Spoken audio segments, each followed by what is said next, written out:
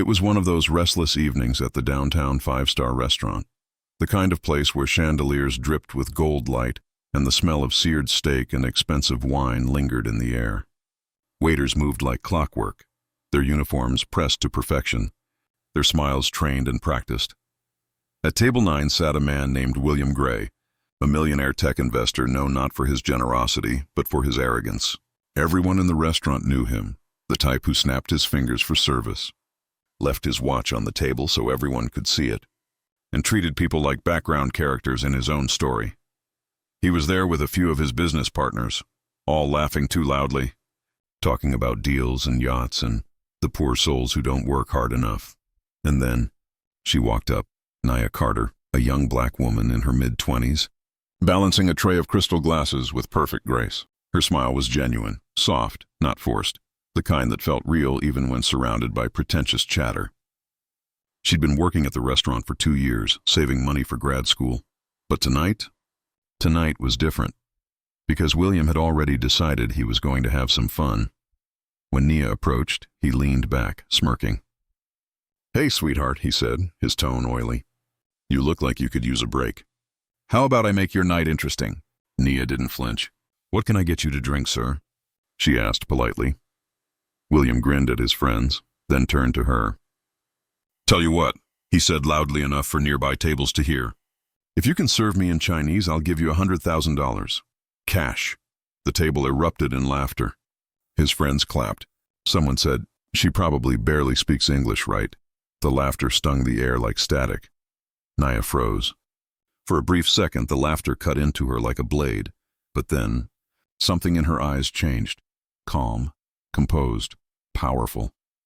She placed the tray down gently, folded her hands in front of her, and said, in perfect Mandarin, "Nin hao, huan ying guang lin ben kanting." "您想喝点什么?" "Hello, welcome to our restaurant. What would you like to drink?" The entire table went silent. William blinked, confused. His smirk wavered. "Wait, what did you just say?" Nia smiled. "I asked what you'd like to drink. Mandarin Chinese, right?" One of the men chuckled awkwardly. Okay, she rehearsed that or something. But Nia wasn't done. She continued fluently, her tone smooth, every word landing perfectly. Then, switching without missing a beat, she spoke in French. "Peut-être que monsieur préfère du vin rouge ce soir?" Perhaps the gentleman would prefer red wine this evening. Laughter died completely now. People at nearby tables turned to look. Then came Italian. Then Spanish. Then Arabic. Each language flowed effortlessly from her lips. Accent, rhythm, tone, flawless. By the time she finished, the entire restaurant was silent except for the faint clinking of silverware in the distance. She looked right at William, her eyes calm. "Would you prefer English again, sir?" He just stared, mouth half open. The arrogance drained from his face like spilled ink. But that was just the beginning, because what no one knew, not the guests, not her co-workers, was the story behind that moment. Nia wasn't just a waitress. She was a linguistics prodigy, born in Atlanta to a single mother who cleaned offices at night and taught her daughter everything she could during the day. They didn't have money, but they had books. Her mother would come home from her second job, too tired to eat, but still sit with Nia and teach her phrases from old library textbooks she found in the trash. Her mother's dream? "Baby, one day you'll speak to the world, and they'll have no choice but to listen." By 12, Nia spoke 4 languages. By 18, she got accepted into a top university. But life had other plans. When her mother was diagnosed with cancer, Nia left school to take care of her. The medical bills were crushing, and after her mother passed away, Nia found herself working odd jobs to survive. One of them being this high-end restaurant. Still, she never stopped learning. Every night after her shift, she'd watch language lessons online, practicing softly in the dark while the city slept. So when William mocked her that night, she didn't just respond to him. She responded to every person who had ever looked down on her. Every time someone called her just a waitress.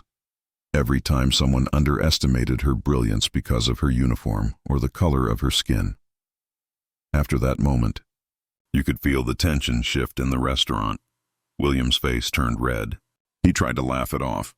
Okay, you got me. That was impressive. I guess you win." He took out his wallet and tossed a $100 bill on the table. But Nia didn't touch it. Sir, she said softly, you offered $100,000. I'll consider it a lesson instead, in respect. The words landed harder than any slap could, and she turned, picked up her tray, and walked away with her head high. The story could have ended there.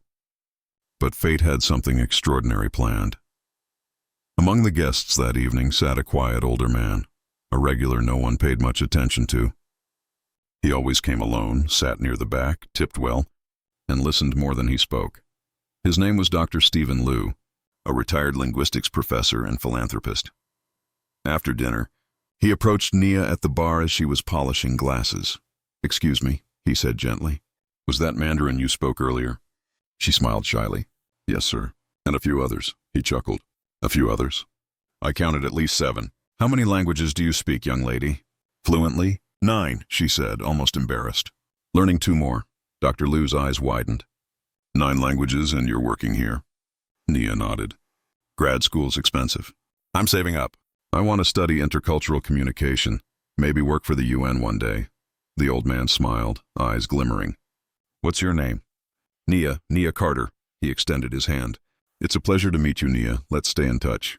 She didn't think much of it. Just another kind customer being kind, but a week later, everything changed.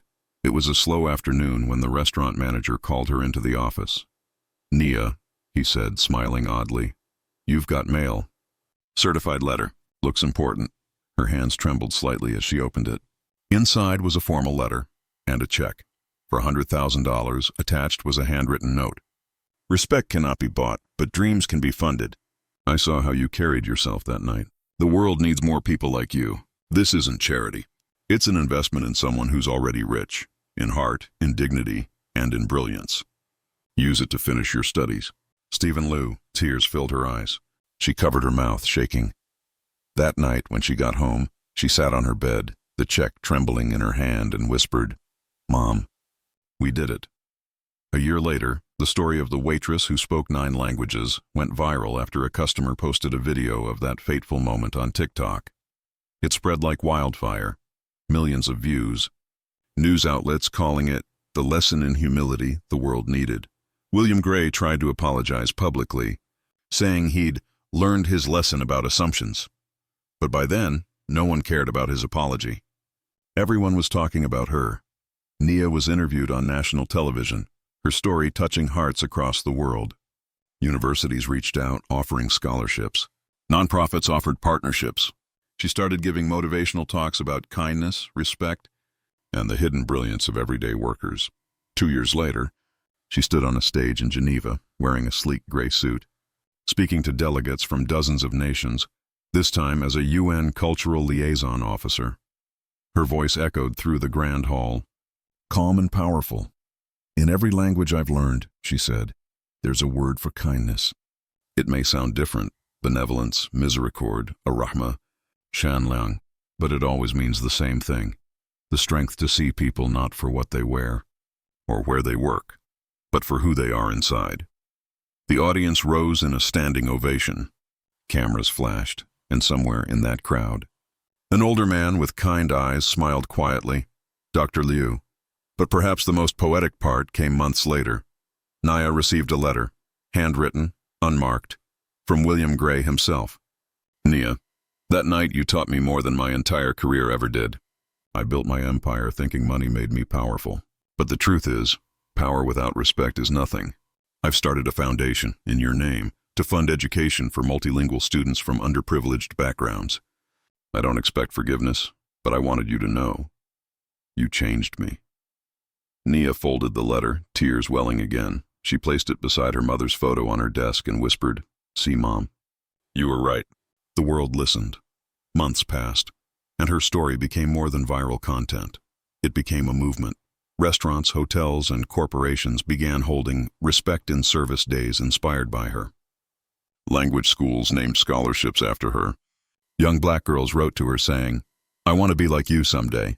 And every time she stood on a stage, she began her talks the same way she began her shifts years ago, with a warm, sincere smile. "Good evening. My name is Nia Carter, and once upon a time someone thought a waitress couldn't be brilliant. But brilliance doesn't wear a label. It shines, quietly, until the world finally notices.